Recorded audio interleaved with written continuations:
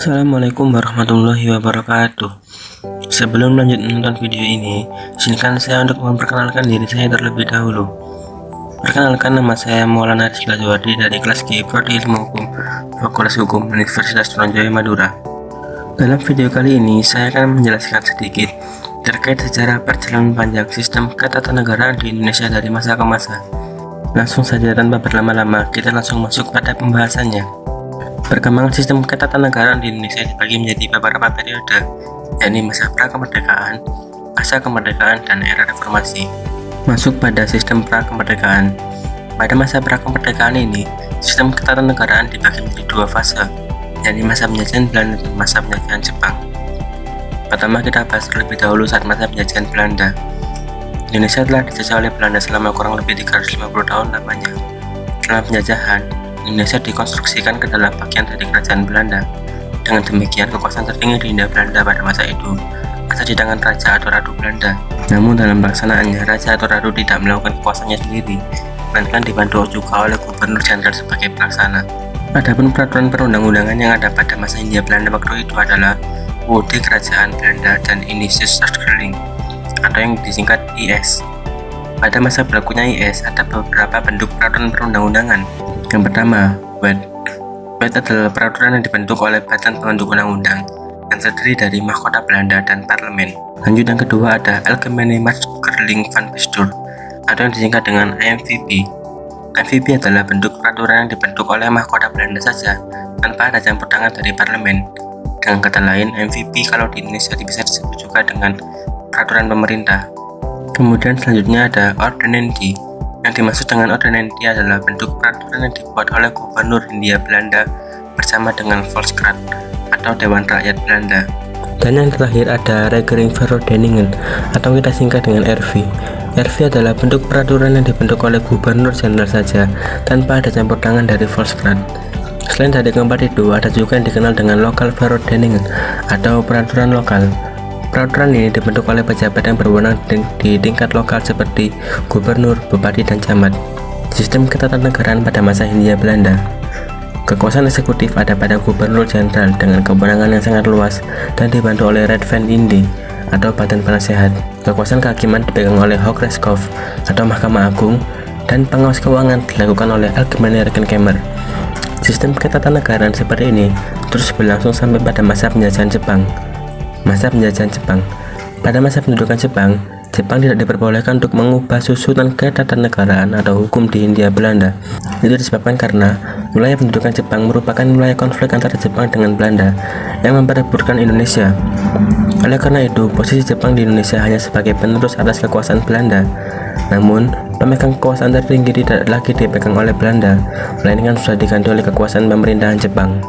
Pada saat masa pendudukan Jepang di Indonesia, Jepang juga membagi 3 wilayah besar untuk dijadikan suatu area pertahanan dan militer di Indonesia, yang terdiri dari wilayah Sumatera, wilayah Jawa, dan wilayah selebihnya seperti Kalimantan, Sulawesi, dan Maluku. Dengan cara seperti ini membuktikan bahwa pada masa pendudukan Jepang, paham militeristik juga menjadi salah satu model dari pengaturan sistem ketatanegaraan pada saat itu. Hingga pada tanggal 14 Agustus 1945, Jepang akhirnya menyerah pada Sekutu.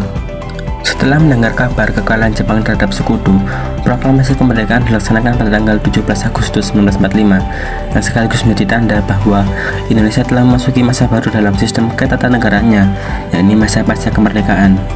Pada masa ini terdapat beberapa fase dalam pelaksanaan Undang-Undang Dasar, yakni sebagai berikut.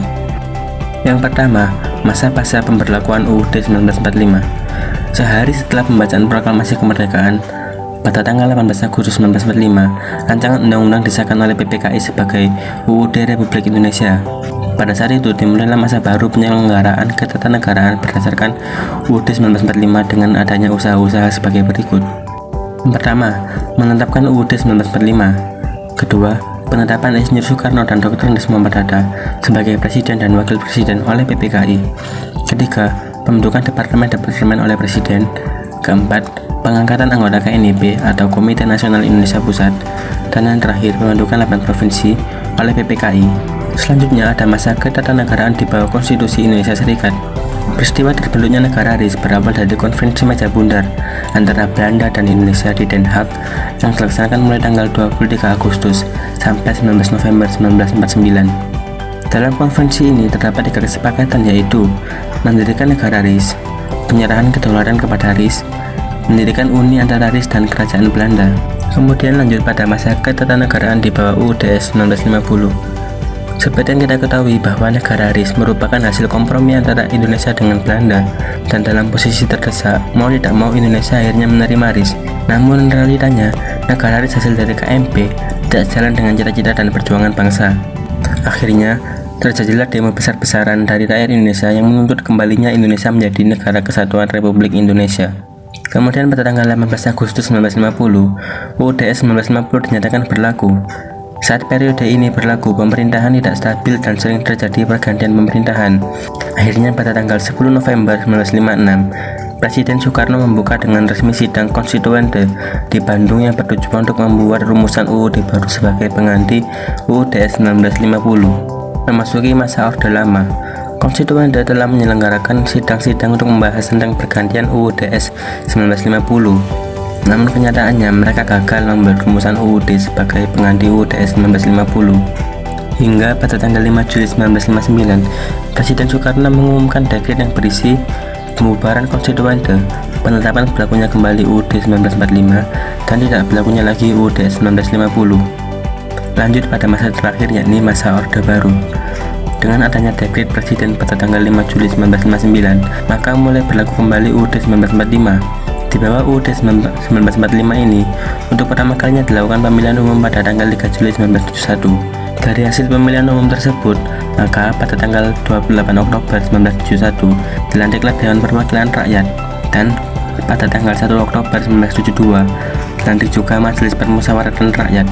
Masuk ke dalam masa terakhir dalam sejarah perjalanan sistem ketatanegaraan di Indonesia, yakni sistem era reformasi. Maksudnya era reformasi ditandai dengan adanya krisis moneter, yang mana keadaan ekonomi Indonesia saat itu sedang dalam kondisi terpuruk. Setelah mengalami proses yang panjang, akhirnya pada tanggal 21 Mei 1998, Presiden Soeharto kehilangan tahta kekuasaannya sebagai presiden dan digantikan oleh Pak B.J. Habibie. Pada masa pemerintahan Habibie, ia menyelenggarakan pemilu pada tahun 1999 yang diikuti oleh 48 parpol. Dan dari hasil pemilu tersebut, akhirnya anggota DPR dan MPR kemudian memilih Haji Abdurrahman Wahid atau Gus Dur sebagai presiden dan Megawati Soekarno Putri sebagai wakil presiden. Pada masa pemerintahan Gus Dur, sempat terjadi pergolakan ketatanegaraan, yang mana MPR mengajukan mosi tidak percaya kepada Presiden Abdurrahman Wahid, yang pada saat itu MPR dipimpin oleh Haji Amin Rais. Dari hasil implikasi politik dari mosi tersebut mengakibatkan lengsernya Gus Dur dari tahta kepresidenannya dan digantikan oleh Megawati Soekarno Putri. Dari gambaran sejarah ketatanegaraan di Indonesia yang barusan saya jelaskan tadi, dapat ditarik kesimpulan bahwa sejak proklamasi kemerdekaan 17 Agustus 1945, konsolidasi sistem demokrasi terus dilakukan dengan berbagai pasang surut yang terkandung di dalamnya, dan masih akan terus mencari bentuk yang paling ideal yang sesuai dengan jiwa bangsa Indonesia. Ini menjadi hal yang wajar, karena dalam membangun sebuah sistem demokrasi tidak akan pernah selesai, mengingat demokrasi itu sendiri bukanlah sebuah tujuan utama, melainkan hanya sebagai sarana untuk mencapai tujuan utama seperti yang dicita-citakan oleh bangsa Indonesia. Sekian dari video saya kali ini. Semoga dari apa yang saya sampaikan tadi bisa bermanfaat dan berguna bagi semua yang menyimak video ini sampai habis. Kurang lebihnya saya mohon maaf. Terima kasih. Wassalamualaikum warahmatullahi wabarakatuh.